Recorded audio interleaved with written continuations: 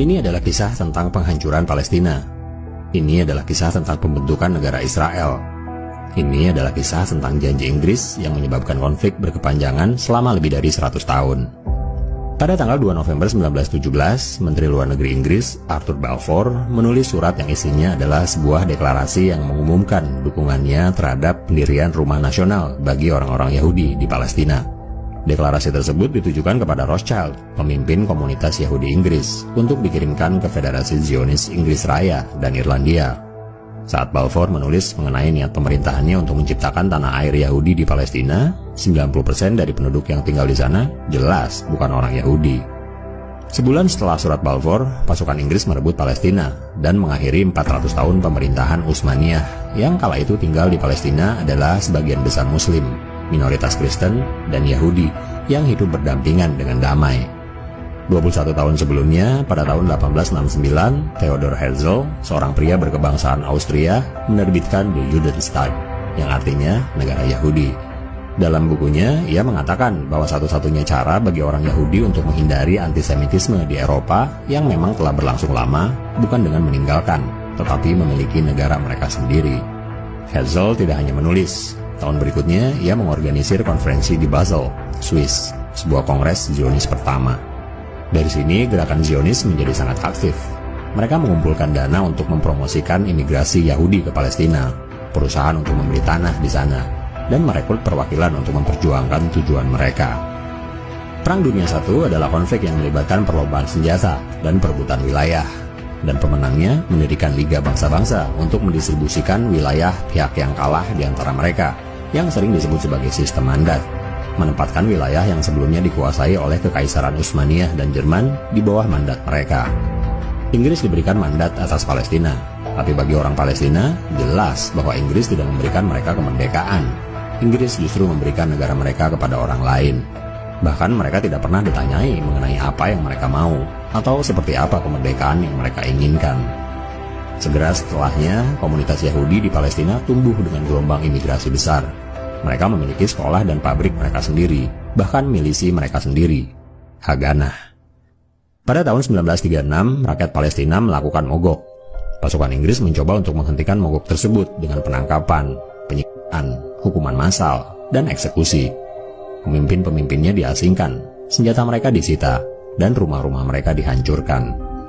Pejuang Palestina menyerang target-target Inggris dan Yahudi, sementara pasukan Inggris dan Haganah melakukan serangan bersama terhadap desa-desa di Palestina. Pemerintah Inggris kemudian menarik garis pada peta dan membagi wilayah Palestina dan Yahudi. Dan karena orang Palestina merupakan mayoritas di negara itu, 250.000 orang dari mereka harus dikeluarkan dengan kekerasan untuk membuat negara Yahudi dapat dipertahankan. Pemberontakan berlanjut hingga tahun 1939. Pada saat itu, sekitar 10% dari penduduk dewasa Palestina telah dibunuh, terluka, ditangkap, atau diasingkan. Buku Putih 1939 adalah sebuah dokumen yang berisi kebijakan yang diterbitkan oleh pemerintah Britania di bawah Arthur Neville Chamberlain yang memutuskan untuk meninggalkan gagasan tentang pembagian Palestina di bawah mandat Britania dan sebaliknya membentuk Palestina yang merdeka yang diperintah bersama-sama oleh orang-orang Arab dan Yahudi. Buku Putih menciptakan konflik antara Inggris dan para Zionis untuk pertama kalinya. Bagi para Zionis, ini adalah pengkhianatan. Sebagai tanggapan, beberapa dari mereka meledakkan bom di seluruh negara, membunuh puluhan orang Palestina. Tapi segera semua orang teralihkan oleh sesuatu yang jauh lebih besar. Lebih dari 60 juta orang tewas dalam Perang Dunia II, termasuk 6 juta orang Yahudi yang dibunuh di kamp kematian Nazi. Para korban selamat Yahudi melarikan diri dari Eropa, dan sebagian besar dari mereka mencoba mencari perlindungan di Palestina. Batasan imigrasi Yahudi yang diterapkan Inggris memicu konfrontasi langsung antara para Zionis dan Inggris, seringkali dengan target Palestina. Para Zionis ini tahu dua hal. Secara militer, mereka lebih kuat daripada orang Palestina, dan Inggris lelah setelah Perang Dunia II, sehingga tidak akan memiliki semangat untuk terus berperang di Palestina. Mereka benar. Pada tahun 1947, setelah 30 tahun pendudukan, Inggris mengumumkan bahwa mereka akan meninggalkan Palestina dan meminta PBB yang baru dibentuk untuk membersihkan kekacauan itu. Selama pemerintahan Inggris, jumlah orang Yahudi meningkat dari 10% menjadi 30% dan memiliki sekitar 6% dari tanah Palestina. Di bawah kepemimpinan Ben Gurion, sebuah agensi Yahudi yang berfungsi sebagai pemerintahan bagi komunitas Yahudi dan milisi Zionis memiliki puluhan ribu tentara, senjata modern, dan perwira yang sudah berperang dalam Perang Dunia II. Di sisi lain, orang Palestina tidak diizinkan untuk mengembangkan administrasi dan militer mereka sendiri, padahal mereka masih menjadi mayoritas di seluruh wilayah itu. Pada November 1947, PBB yang pada saat itu hanya terdiri dari sebagian kecil negara di dunia memutuskan untuk membagi Palestina. Rencana ini menetapkan 55% wilayah untuk negara Yahudi. Tetapi PBB tidak pernah menjelaskan bagaimana itu bisa terjadi sementara sebagian besar dari penduduknya adalah orang Palestina. Ben Gurion dan kepemimpinan Zionis menerima keputusan itu. Dengan Inggris akan pergi, para Zionis tahu bahwa mereka akan memiliki militer terkuat di Palestina. Pasukan mereka diinstruksikan untuk merebut lebih banyak wilayah daripada yang diberikan oleh PBB dan melakukan apa yang perlu untuk mengurangi jumlah orang Palestina di dalamnya. Di kota-kota seperti Haifa, para milisi Israel meledakkan bom mobil di pemukiman Palestina. Mereka menyerang desa-desa dan memaksa penduduknya pergi. Pasukan Haganah telah mengusir orang Palestina dari kota yang terkepung, sedangkan sisanya menjadi tawanan Israel. Setelah sebagian besar Yerusalem Barat yang telah dikosongkan oleh penduduk Palestina, pada tanggal 9 April 1948, desa Deir Yassin diserang. 250 orang tewas dalam keadaan yang sangat kejam. Wanita dan anak-anak diterangi, dibariskan, difoto, dan kemudian dibunuh dengan tembakan otomatis. Kisah tentang apa yang terjadi di Deir Yassin segera memicu kepanikan di seluruh negara. Para sejarawan telah mencatat puluhan pembantaian serupa selama periode ini. Saat Inggris mengakhiri mandatnya pada 15 Mei 1948, 250.000 orang Palestina telah mengungsi keluar dari wilayah mereka.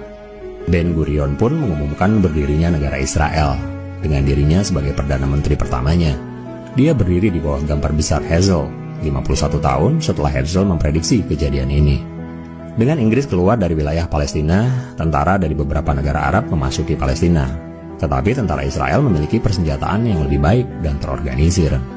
Pasukan Israel menyerbu tempat-tempat yang telah diserahkan oleh PBB untuk negara Palestina, seperti kota Lida dan Ramallah.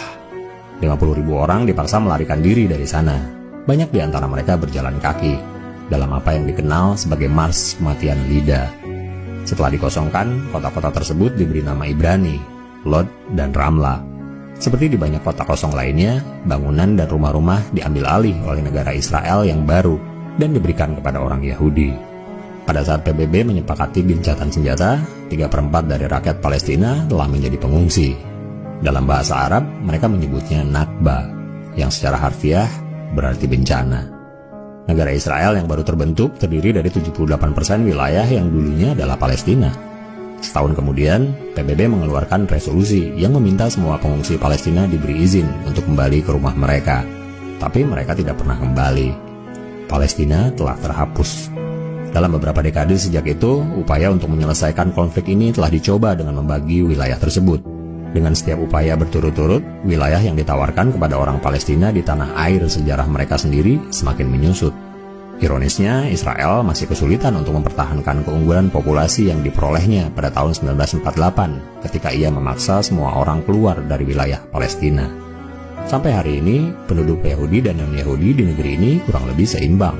Tetapi orang-orang Palestina di bawah pendudukan Israel tidak memiliki hak kewarganegaraan dan tidak memiliki prospek untuk merdeka di bawah kendali mereka.